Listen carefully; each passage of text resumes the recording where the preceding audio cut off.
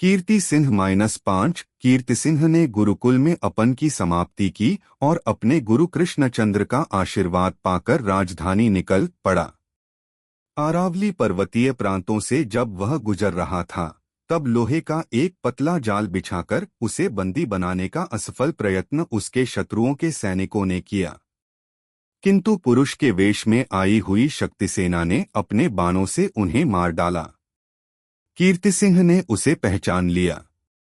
उन्हें यह जानने में विलंब नहीं हुआ कि ये शत्रु सैनिक किस किस राज्य के हैं।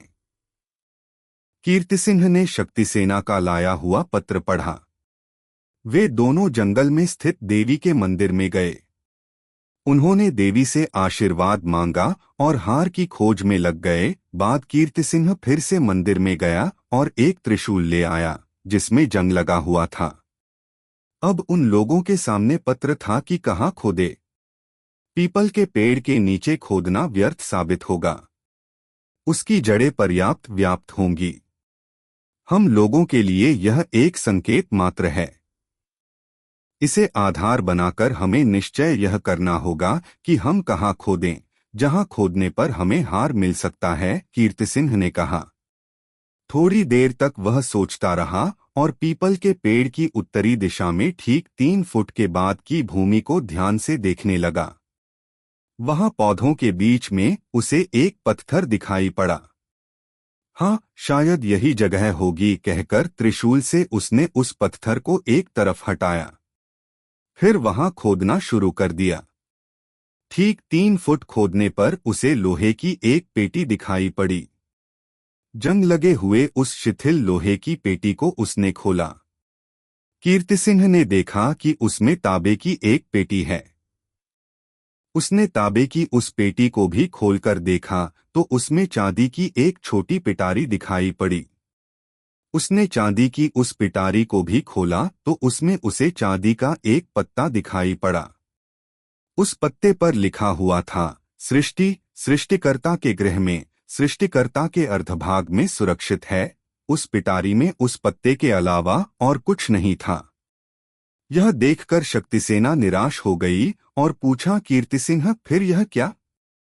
यह नई उलझन कैसी? किंतु कीर्ति सिंह निराश नहीं हुआ। तांबे की पेटी को उसने यथावत लोहे की पेटी में रख दिया और भूमि में गाड़ दिया।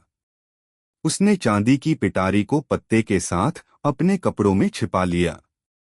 उसने शक्तिसेना से बताया भी नहीं कि वह ऐसा क्यों कर रहा है। रात हो गई थी।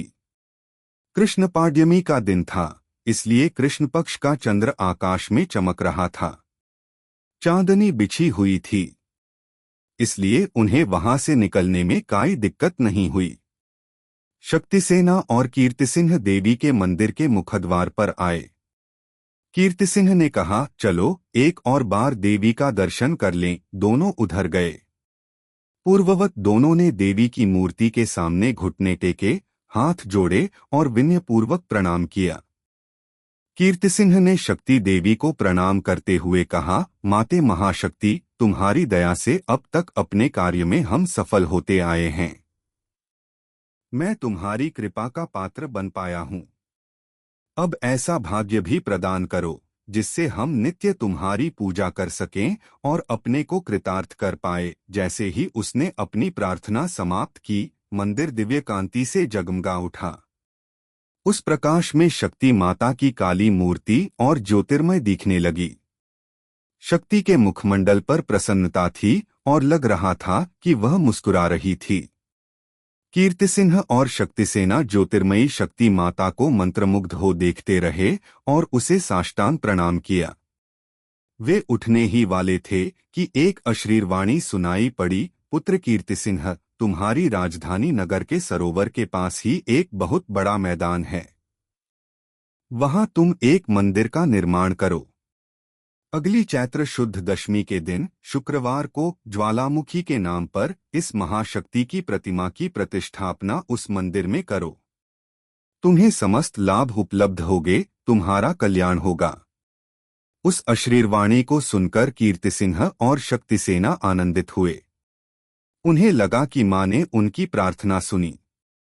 उन्होंने फिर से साष्टांग प्रणाम किया और देवी ज्वालामुखी को अपनी कृतज्ञता व्यक्त की।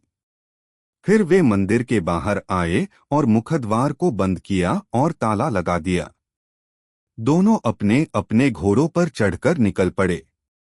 उनके घोड़ों पर चढ़कर निकलते ही दूसरे ही क्षण मंदिर में अंधेरा छा गया। चांदनी में उन दोनों ने बड़ी तेजी से अपने घोड़े दौड़ाए और दूसरे दिन दोपहर तक राजधानी पहुंचे। शक्ति, तुम सीधे अपने घर जाना। मैं अपने पिताश्री से मिलूंगा और फिर हम दोनों तुम्हारे घर आएंगे, कीर्तिसिंह ने शक्तिसेना को बताया। शक्तिसेना से सिर हिलाया और अपने घर की तरफ घोड़े को मोड़ा। कीर्तिसिंह अंतःपुर पहुंचा। पुत्र की प्रतीक्षा में आतुर राजदंपति उसे देखकर बहुत ही हर्षित हुए। एक दूसरे का कुशल मंगल जानने के बाद कीर्तिसिंह ने एकांत में अपने पिता को पूरा विवरण सुनाया। महाराज के आनंद की सीमा न रही। उसने अपने पुत्र से कहा, पुत्र, हमारे जीवन धन्य हो गए। देवी की हम पर कृपा हुई है। वह हमारा उद्धार करेगी। अच्छा, अब यह बताओ कि उस हार का क्या हुआ। राजा सुषेण जानता था कि उसका पुत्र अवश्य ही उसकी आशा पूरी करेगा। पीढ़ियों से जिस हार का पता लग नहीं पाया, वह किसी न किसी तरह उसे ढूंढ निकालेगा। उसकी यह तीव्र इच्छा थी कि वह हार उसके पुत्र को ही प्राप्त हो, जिससे उसके वंश की कीर्ति दसों दिशाओं में व्याप्त हो। इसलिए हार के बारे में जानने की उसकी तीव्र उत्सुकता थी। इसीलिए उसने बड़ी आतुरता से पूछा, पिताश्री, विश्वास कीजिए, वह भी हमें मिल जाएगा। उसी काम पर हम दोनों को जयसेन के घर जाना होगा। मुस्कुराते हुए कीर्तिसिंह ने कहा, ठीक है, आज रात को वहां जाएंगे, सुषेण ने कहा। उस दिन रात को भोजन करने के बाद दोनों जयसेन के घर गए। महाराज और राजकुमार को देखकर जयसेन बेहद खुश हुआ और उनका सुस्वागत करते हुए बोला, मेरी पुत्री मुझसे बता रही थी कि आप दोनों आज रात को अवश्य ही मेरे घर आएंगे। मैंने तो उसकी बात का विश्वास नहीं किया। आप समाचार भेजते तो मैं स्वयं आपके यहाँ चला आता। अवश्य ही कोई विशेष बात होगी, कहते हुए उसने उन दोनों को आदरपूर्वक बिठाया। थोड़ी देर इधर उधर की बातें होती रहीं।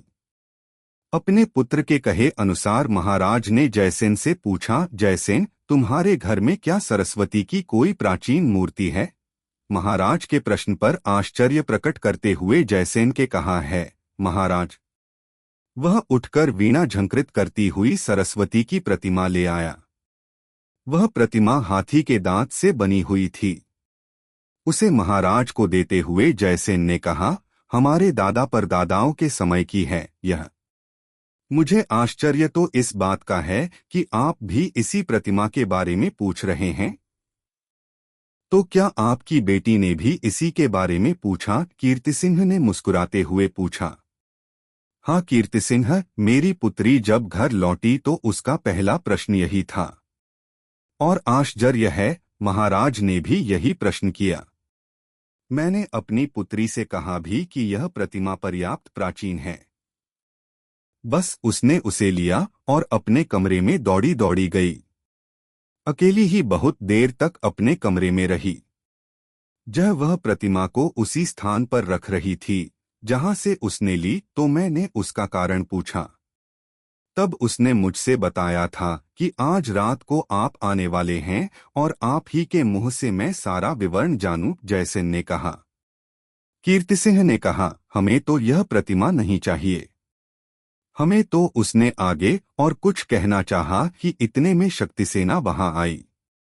उसने रेशमी कपड़े में सुरक्षित एक छोटी पेटी मेज पर रखी जो महाराज और कीर्तिसिंह के सामने थी। फिर उसने दोनों को प्रणाम किया और बगल में खड़ी हो गई। कीर्तिसिंह ने उसे अपने पिताश्री को दिया। सुषेण ने उसका ढक्कन खोला। देखा एक जगमगाता हुआ, अपनी कांति से आंखों को चकाचौंध कर देने वाला मोतियों का एक अद्भुत हार। राजा जिस हार को पाने का सपना देख रहा था, वह सपना अब साकार हो गया। उसे लगा कि उसके वंश पर देवी ने कृपा की है। पुरखों के समय की भविष्यवाणी सच साबित हुई। महाराज ने आनंद और आश्चर्य से पूछा, पुत्री, यह तुम्हें कहाँ प्राप्त हुआ? शक्तिसेना ने सविनय बताया कि चांदी के पत्ते पर जो लिखा हुआ था उसी के बारे में सोचती हुई मैं घर आई। तार्किक दृष्टि से देखा जाए तो जिस किसी भी वस्तु का सृजन होता है वह सृष्टि है। उसका सृजन करने वाला सृष्टिकर्ता होता है। इस प्रकार का परिशीलन किया जाए तो सृष्टि है मोतियों का हार और सृष्टिकर्ता है मेरे पूर्वज जैसे।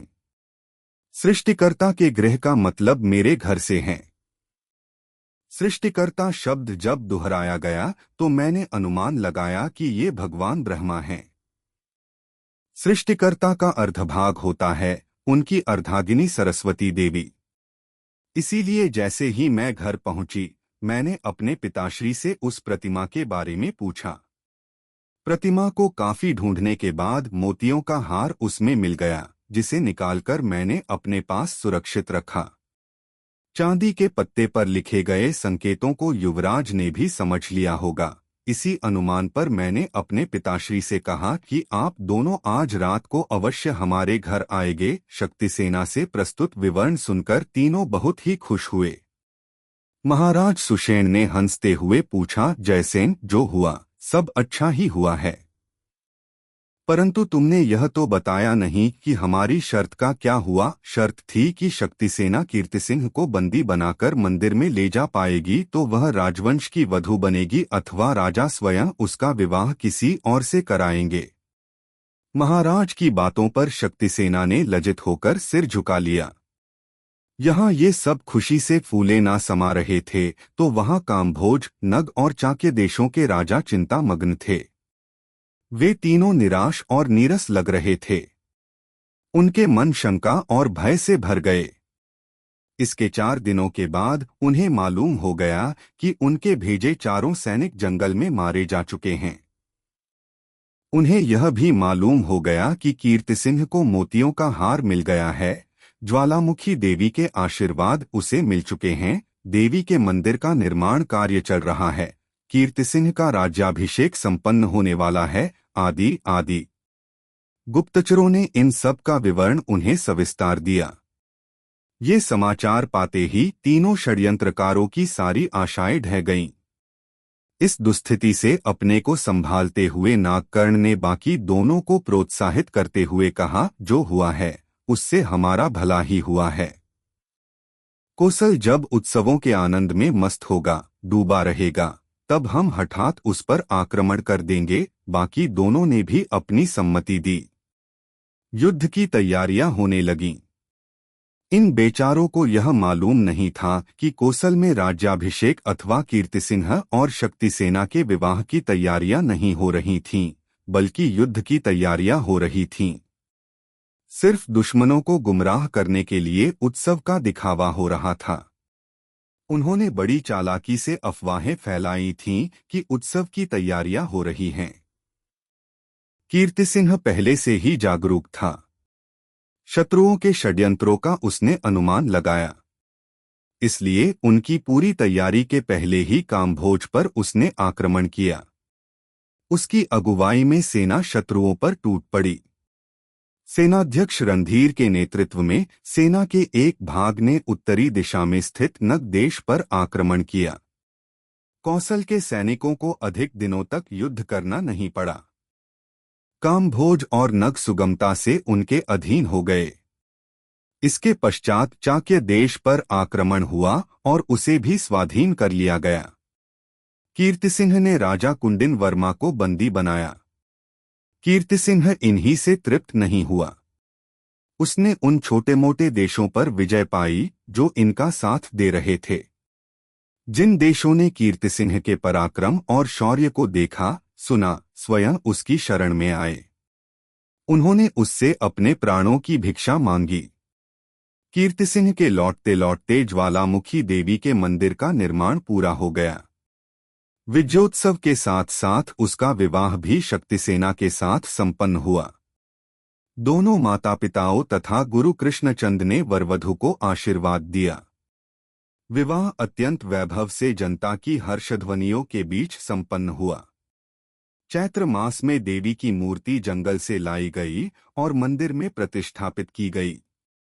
चैत्र शुद्ध दशमी शुक्रवार के दिन मंगल वाद्यों के साथ शक्ति सेना और कीर्तिसिंह ने मंदिर में मूर्ति की प्रतिष्ठापना की। पीढ़ियों से जिस शुभ दिन की प्रतीक्षा थी, अब वह साकार हुई।